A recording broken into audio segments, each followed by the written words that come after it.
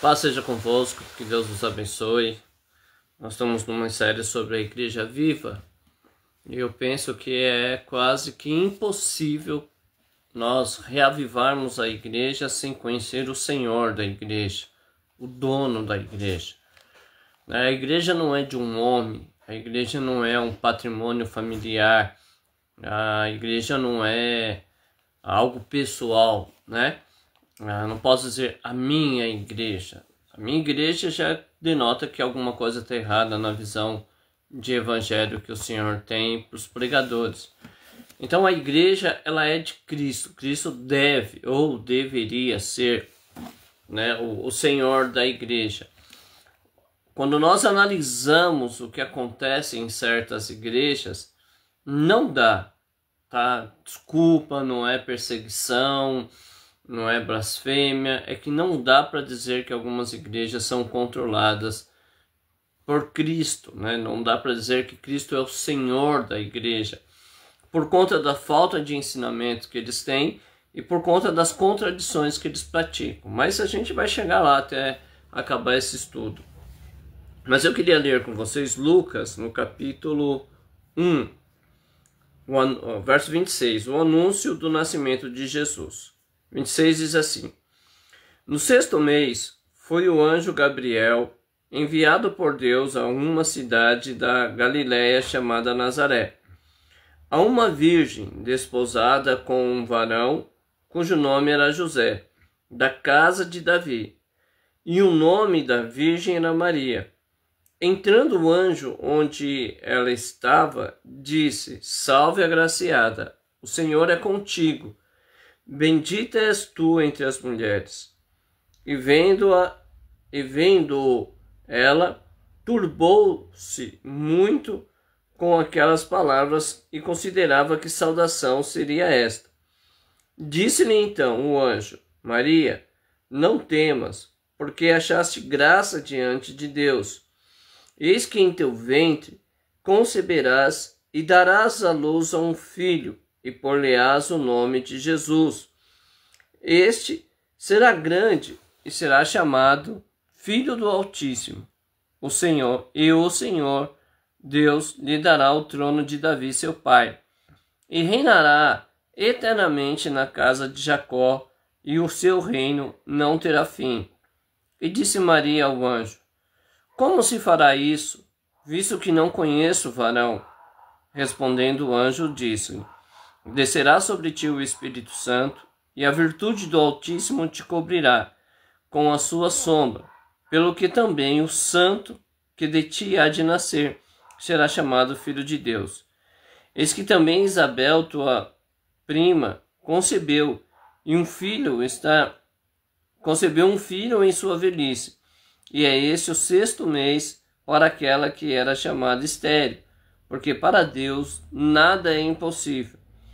Disse então Maria: Eis aqui a serva do Senhor, cumpra-se em mim segundo a tua palavra.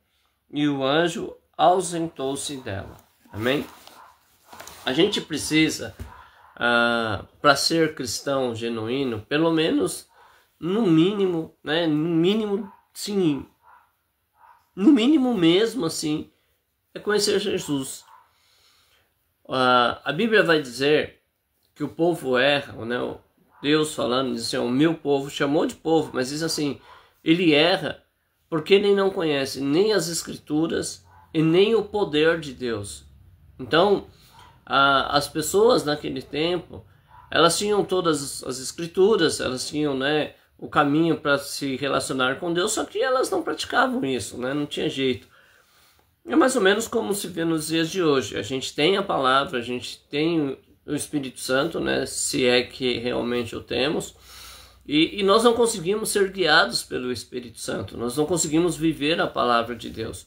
Nós vivemos sempre uma adaptação de uma religião que acha, que pensa, que se contradiz. E muitas vezes a gente acaba, então, caindo, né, em contradições. Então, a gente tem que entender que a gente precisa conhecer a Deus, certo? Em primeiro lugar, porque essa é a salvação eterna, que reconheçam a Deus como único Senhor, né? Então, a gente precisa reconhecer isso, mas a gente precisa conhecer quem é Jesus. Quem é Jesus? Como que a gente se relaciona com ele agora, né? Ele veio à Terra por nós, ele era Deus, encarnou e agora ele tem uma obra na nossa vida. Como é que funciona tudo isso? E como é que a gente deve fazer para agradar a Deus, né? Para que a gente possa ter um relacionamento saudável com Jesus e então a nossa salvação seja possível. Então vamos lá. Quem é Jesus de Nazaré? Quem é Jesus, o Cristo, o Filho de Deus, né? O Filho do Deus vivo, como confessou nosso irmão Pedro. Quem é Jesus? Da onde ele vem? Né? Como é que a gente pode estudar a história de Jesus e como é que a gente pode ter a certeza de que essa história é verdadeira? Até porque eu brincava muito antes, né? Agora até tenho parado um pouco, mas eu brincava sério, dizendo o seguinte: para você ser um evangélico verdadeiro, a primeira coisa que você tem que perder é o juízo. Porque se você for tentar estudar a Bíblia e compreender a Bíblia por um lado razoável, naquele cálculo matemático de que 1 mais 1 é 2 e ponto final, e se encerrou as equações, você pode aí não conseguir compreender. Porque o texto está dizendo assim, ó, no 6º mês, o anjo Gabriel, ele primeiro fala daquilo que aconteceu com Azarias, né, no templo, lá, quando Zacarias foi visitado, né, pelo anjo, e que ele profetizou que teria um filho, a estéril daria luz. E no 6º mês, 6 meses depois, o anjo apareceu então a Maria, uma virgem que estava desposada, né? Aqui, ó, 27. A uma virgem desposada com um varão, cujo nome era José, da casa de Davi. O nome da virgem era Maria. Né? Então, vamos tentar aqui já perceber alguma coisa. Jesus, ele não nasce de um nascimento natural das coisas. Ele não é natural, né? Então, ele não nasceu naturalmente, não foi concebido da forma natural, né? E talvez alguma criança escute, não sabe, mas você que é adulto, você sabe como é que, né, você não acredita mais. Em cegonha, você sabe como é que funciona para que uma criança seja gerada, certo? Não foi desta forma com o que aconteceu com Maria. Também não houve aí um relacionamento, né, híbrido, né, de um Deus com uma virgem, com uma humana. Também não foi isso que aconteceu. Né? Nós não estamos na mitologia para poder acreditar nessas coisas. Quando a Bíblia diz, né, que o Espírito Santo, cadê?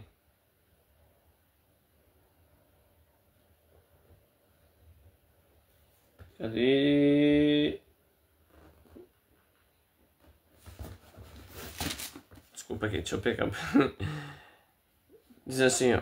E respondendo o anjo disse: descerá sobre ti o Espírito Santo e a virtude do Altíssimo te cobrirá com sua sombra. Não é? Então não houve um relacionamento homem-mulher ou homem-Deus, mulher e Deus. Não foi isso. Foi um milagre, né? A gente não consegue determinar exatamente como foi isso, porque a Bíblia não diz. Qualquer forma que eu tente explicar isso para você, seria um risco muito grande. A Bíblia diz que o Espírito desceu e a envolveu, certo? A virtude do Espírito e ela concebeu. Eu me limito aqui, para mim tá super bem, entendo super bacana. Se você quiser ir a fundo, vai lá. Né? Eu não sei se vai achar alguma coisa, nós conhecemos algumas pessoas que já estudaram e não chegam a nenhuma conclusão, porque realmente, para nós, a nossa limitação é o texto bíblico, né? A gente não vai deixar que as nossas fantasias, a gente até permite às vezes, né? Mas tem algumas que a gente as proíbe de fruir. Então Jesus não nasce uma criança, ou melhor, não é concebido de uma forma natural, certo? Foi um milagre que aconteceu. E por que eu falo que a gente tem que não ter juízo? Você imagine você hoje, no dia de hoje, você que é casado, se você acorda, né, amanhã de manhã, e a sua esposa diz assim, ó, bem, eu tô grávida, né, eu engravidei do Espírito Santo.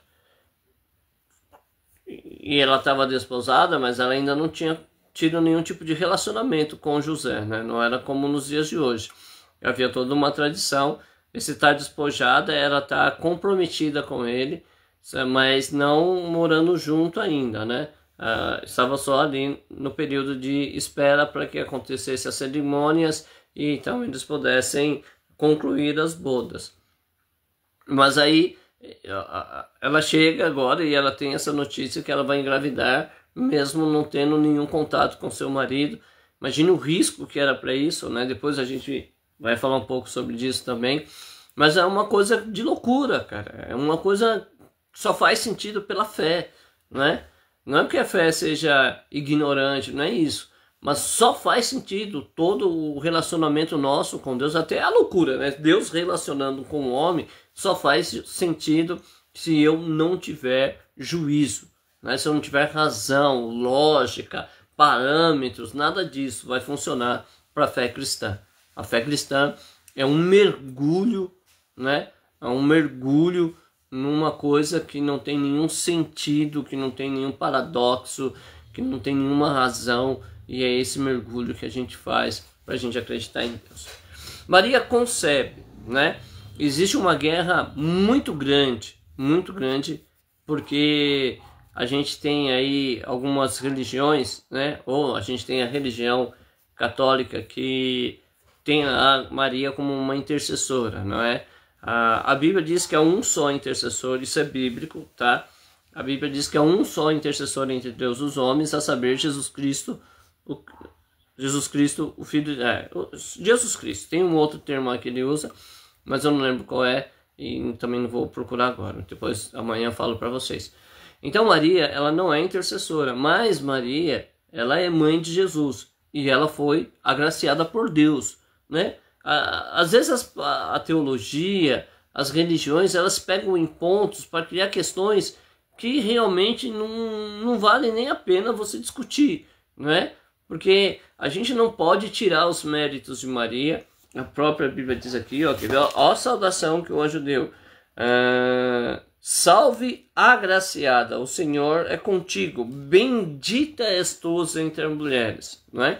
Então o próprio anjo reconhece essa palavra, né, que você foi agraciada. Já é um louvor que Deus dá a ela. Então a gente não tem que ficar querendo tirar mérito dela ou falar alguma coisa contra, né, a pessoa dela. A gente não anivela no número, a altura, né, da santidade que há em Pai, em Espírito Santo e em Jesus, mas a gente não nega que ela foi uma pessoa agraciada por Deus, uma pessoa bendita, e ela gerou no seu ventre o próprio Deus, não é? O Filho de Deus. Então, não perca mais tempo com isso. Está na hora de a gente amadurecer e seguir em frente nos caminhos da excelência da palavra de Deus, amém? Então vamos lá. Falando isso, aí ele vai dizer que o menino vai nascer. No capítulo 11 de Isaías, algumas coisas eu preciso ler porque cabeça de velhinho já é complicado, né? Não é mais uma mentalidade jovem que traz as memórias, tudo que a gente quer, ainda mais quando é uma cabeça bagunçada que nem a minha. Isaías capítulo 11 diz assim, a partir do verso 1: o reino do Messias é pacífico e próspero, é o título do texto. Porque brotará um rebento do tronco de Jessé e das suas raízes, um renovo frutificará. Repousará sobre ele o Espírito do Senhor, o Espírito de sabedoria, de inteligência, o Espírito de conselho e de fortaleza, o Espírito de conhecimento e de temor do Senhor.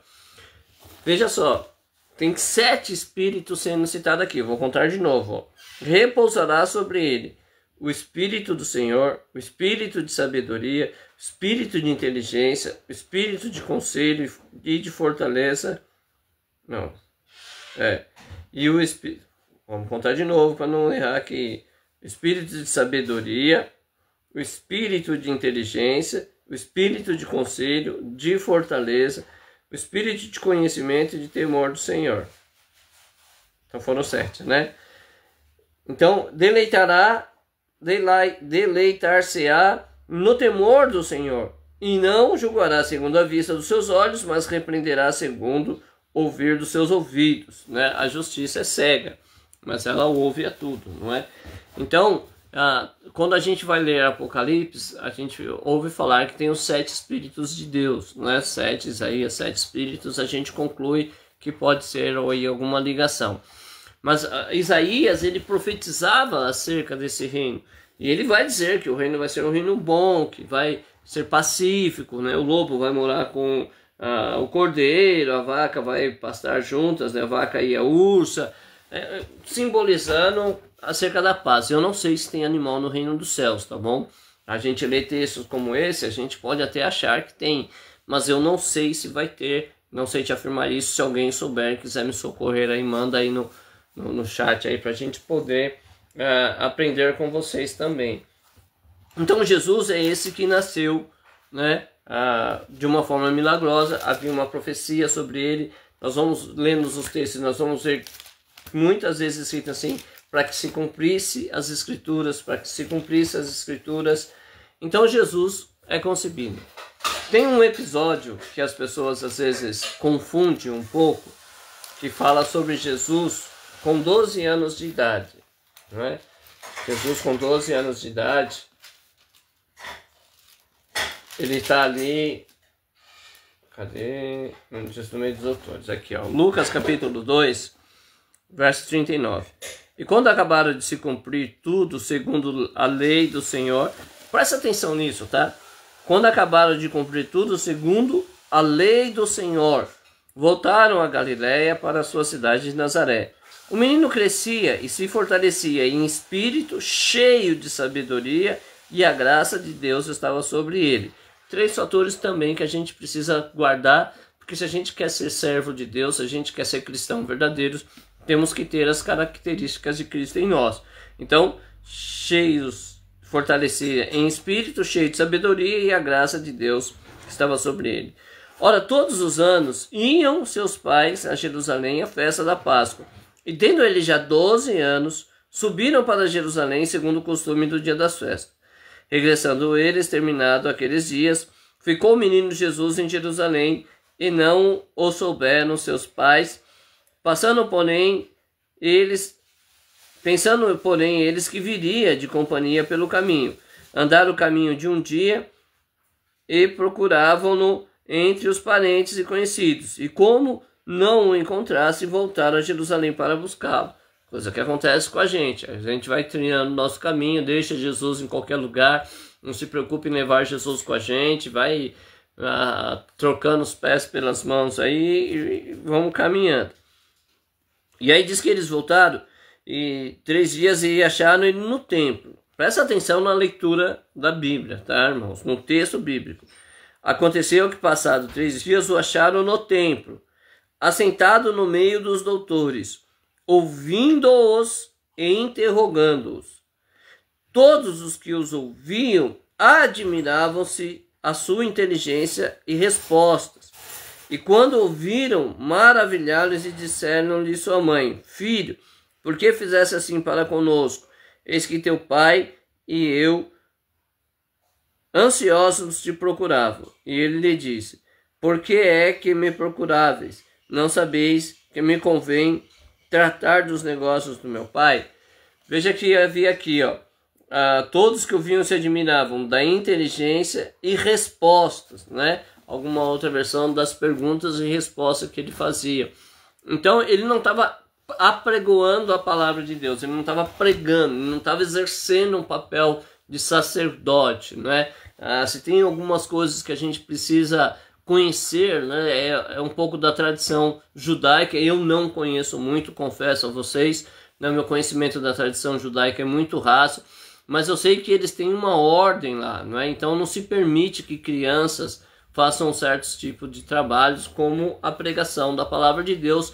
Na verdade não é nem só criança, né? Dentro da sinagoga existe uma ordem que deve ser seguida e não é qualquer um que pode apregoar a palavra de Deus. Tem toda uma série de qualificação que essa pessoa precisa ter, diferente do evangelho que hoje é anunciado por aí, né? Então ele era cheio de sabedoria, ele tinha a virtude do Espírito Santo, mas ele estava ali perguntando e sendo, né, e dando algumas respostas, e as pessoas se admirando disso. Ele não se tornou sacerdote a partir desse momento, ele não assumiu o seu ministério daquele momento, embora já tivesse sabedoria, mas ele foi respeitando as regras.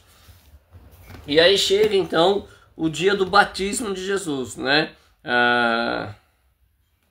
E aí eu queria ler o batismo de Jesus em Mateus, que é muito interessante, que diz assim, ó, Mateus capítulo 3, verso 15. Jesus, porém, respondendo, disse: deixai por agora, porque assim nos convém cumprir toda a justiça. Então ele o permitiu.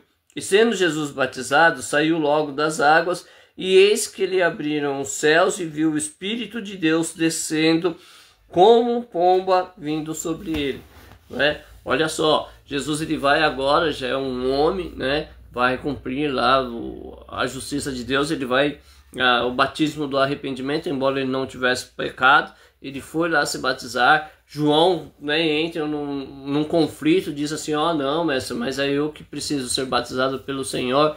E a palavra de Jesus é assim, olha, permita que a gente cumpra a justiça, né? E a gente tem por base da justiça a lei, né? Não tem como a gente ser justo ou injusto se não houver lei. Então, Jesus ele sempre zelou da lei de Deus, ele sempre respeitou as leis de Deus, né? Se você for analisar todo o contexto bíblico, pecado é a transgressão da lei, isso é pecado. Então, se Jesus não tivesse observado a lei, não é? Se ele não tivesse cumprido a lei, então ele seria um pecador e não serviria para ser o nosso Salvador, não serviria para ser a luz do mundo, porque ele teria transgredido a sua própria lei, caído em contradição.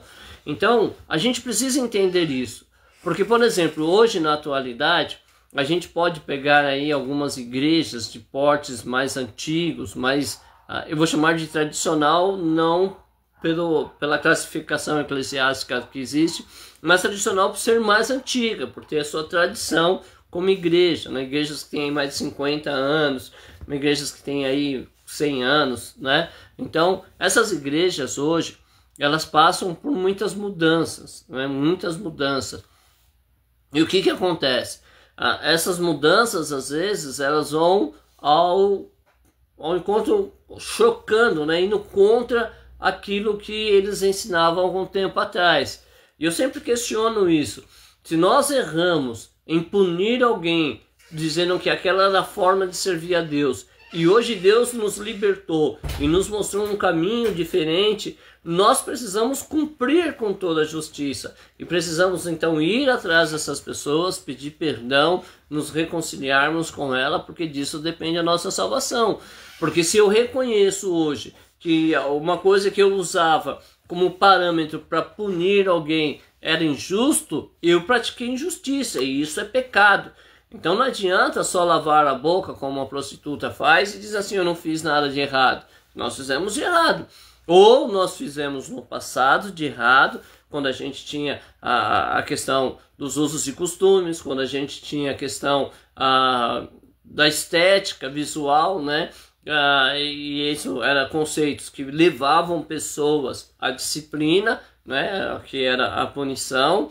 Ou a gente estava errado no passado e agora nós estamos certos e pedimos perdão pelo erro que nós cometemos no passado, ou hoje nós estamos errados. E a única forma de corrigir se nós estivermos errado hoje é voltando a praticar as velhas atitudes do passado. Mas a gente precisa tomar uma decisão disso e fazer.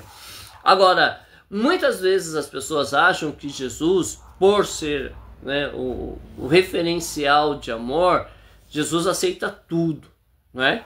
Se já foi em alguma igreja pentecostal, nós não temos a organização, a liturgia do culto, como algumas igrejas, agora sim, igrejas tradicionais, pelo método que elas praticam o evangelho, não é? Não são igrejas pentecostais que são... há uma diferença, né? Depois eu explico isso para você. Não, as igrejas tradicionais, a grande maioria, ela tem uma liturgia. Então, é a abertura do culto, algumas têm a oração, né, ou a leitura de um texto, depois tem o cântico ali que é feito por uma banda, por uma orquestra, um coral, e depois tem ali algum testemunho, né? Eu falei ontem que algumas igrejas, elas testemunham, como você escreve o seu testemunho e a pessoa lê e você só depois se identifica, ou você tem um espaço, né? Como é feito em algumas outras igrejas, que você vai testemunhar, mas tudo isso feito com muita ordem, com muita decência, não é? Então, a nossa liturgia, às vezes, ela pode entrar em conflito também, né? Por quê? Porque o que acontece? Por nós não termos essa ordem toda assim feita, às vezes a gente atropela, né? A Bíblia nos ensina a fazer tudo com ordem, com decência. A gente atropela às vezes e a gente perde um pouco do sentido do que é o culto, né? E a pessoa vai lá e fala assim, olha, o irmão Alexandre está com oportunidade. Eu falo, irmão, não ensaiei nada, né? Não estava preparado, mas é para o Senhor. Puxa, olha que declaração triste, né? Você está dizendo assim, cara, eu vou dar qualquer coisa para Deus, porque é o que Ele merece, se Ele estiver contente, tá? Assim, uma coisa... Se eu não preparei nada, é mais fácil, é mais digno, é mais louvável da minha parte dizer assim, irmão, eu não vou aceitar a oportunidade porque eu não me preparei para ofertar ao Senhor, e eu não vou ofertar ao Senhor algo que não me custe, né? Eu não vou me apresentar ao Senhor de qualquer forma, né? Como antigamente, para você ir até o profeta, era vergonhoso, não era pecado, mas era vergonhoso você não levar algo para o profeta, um presente para o profeta, né? Então era vergonhoso isso. As pessoas hoje, elas não têm vergonha de palavras como não preparei nada, mas é para o Senhor sabe, né, irmão? Irmão, eu não estou em condição de dar um louvor perfeito, mas é para o Senhor. Irmão, o irmão me pegou de surpresa, mas é para o Senhor, né? A gente devia ter vergonha dessas palavras em nome de Jesus. Para o Senhor é o melhor da nossa vida. A gente tem que dar sempre o melhor. Por quê? Porque Ele nos deu o melhor, certo? Então as pessoas acham que Jesus vai aceitar tudo isso. Que Jesus, Ele não se importa, na verdade, com a intenção do nosso coração. Ele não se importa se é verdadeira as palavras dos nossos lábios na adoração, não. Essa visão que as pessoas passam, não é? Mas não, na verdade, a gente tem que ter esse temor, porque para mim chegar adiante dele, eu tenho que saber que ele é um rei, e eu tenho que saber que ele é um rei justo, né? Um rei justo, e se ele é um rei justo, ele não vai encobrir as minhas faltas, ele não vai encobrir as minhas penalidades, porque ele é justo, né? Ele é incorruptível. Então a gente tem que entender isso, que ele não é esse Deus de amor e paz que todo mundo pensa aí, né? Quer dizer, ele é também, mas não é só isso. Então, no princípio da vida de Jesus é isso. Ele vive como um judeu normal, né? Seguindo a sua tradição, aprendendo sobre os livros, né? Eu não sei se é só a Torá que os judeus lêem, porque, na verdade, a gente tem o Novo Testamento, mas a gente tem os livros poéticos, né? A gente tem ali, então, esses livros que são também partes ali. Eu não sei se é tudo incluso, eu vou até procurar me informar isso, peço perdão pela minha ignorância. Mas Jesus, ele aprendeu tudo isso, né? Antes. E agora eu queria só fazer um paralelo em comparação ao de hoje, para a gente encerrar na meditação de hoje.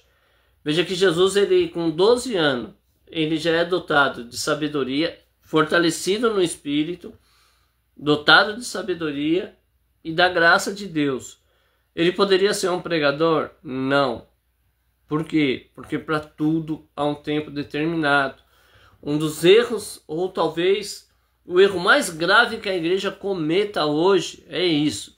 Ela pega pessoas despreparadas para poder anunciar o Evangelho de Jesus, né? Eu não me julgo melhor do que ninguém, porque eu sou um pregador. Na verdade, eu também não acho que eu sou um pregador. Eu sou um falador da palavra, né? Um contador de história, mas não é porque é mérito meu, tá? Eu não estou desclassificando ninguém, porque eu não tenho mérito em falar da palavra de Deus. É graça, né? É o Senhor quem nos ajuda a fazer isso. é o Senhor que nos estimula a estudar, que às vezes mostra as coisas que uma leitura corrida não consigo ver, e às vezes Deus me leva para ler, para meditar. Aí é claro, eu não sou autodidata, eu não estou aqui, né, aprendendo sozinho. Eu tenho amigos conselheiros, né, tem pastores que a gente conhece, que a gente conversa para aprender. Tem a história da igreja, tem a Bíblia Sagrada, né, tem pregadores que a gente costuma ouvir. Eu tenho uma lista de pregadores. Quando eu tenho um tema que eu acho muito interessante, na verdade eu vou procurar com várias fontes. Eu quero ouvir o que diz lá o tradicional, eu quero ouvir o que diz o pentecostal, eu quero aquele que é o cara mais centrado, né, o cara mais certinho ali, também tem uma opinião. E eu quero ouvir também o doidão, o cara que às vezes você olha assim e fala, mano, esse cara não tem juízo nenhum. Então eu quero ver todas as opiniões para mim poder formar a minha. Então eu não sou sozinho, eu não aprendo sozinho. Eu louvo a Deus pela vida desses pregadores que tem aí, que podem nos ensinar, né? Eu gosto muito do Hernandes Dias Lopes, Augusto Nicodemos, são tradicionais, né? Não trazem os mesmos costumes que a igreja pentecostal, mas a gente também entende que eles têm uma certa sabedoria que Deus concedeu para eles, não é verdade? Tem o Israel Subirá, é claro, sou uma pessoa que devo muito dos meus conhecimentos, do pouco que eu tenho, a Edson Rebustini, Ricardo Godin, né? Não que eu era membro da igreja deles, mas sempre acompanhei eles pela mídia. Então, o que eu aprendi com esses dois homens é uma coisa bárbara, assim. Então, não é fruto de mim, né? Talvez seja até uma covardia, que eles estudaram tanto e eu fui lá apanhando esses estudos, né, de graça, sem muito esforço, só ouvindo lá uma live, só ouvindo lá uma pregação. Mas a gente aprende assim. Então, tem que ter um tempo, tem que ter uma preparação. Quando a gente for lá para os escritos da igreja, para os ensinamentos da igreja, você vai ver que você não pode colocar um novo convertido para fazer certas coisas. Você vai ver que para ser um pregador tem que ter um processo, né? Tem que ter um trabalhar, uma instrução, para que a pessoa possa começar a pregar, para que a pessoa tenha uma certa experiência e uma certa compreensão daquilo que vai dizer. Porque senão aí você fica vendo pregadores aí que falam cada coisa, irmãos. E o pior é quando esses loucos que falam cada coisas assim absurdas, eles criam uma legião de seguidores, né? Porque aí é um mal que está impregnado, é uma heresia, uma apostasia que impregna nas pessoas e elas não conseguem depois se libertar disso. Amém? Então, Deus abençoe a todos vocês. Hoje tem a presença aí do Natanael. Deus abençoe, meu irmão, né? Que Deus continue aí a te ajudar na sua caminhada. E a gente segue para falar da palavra de Deus. Amanhã, se Deus permitir, por volta das 10 horas, nós estamos de volta para conhecer um pouco mais da vida de Jesus, né, que é o dono da igreja que a gente pretende servir. Amém? Deus abençoe a todos. Fiquem na paz de Deus.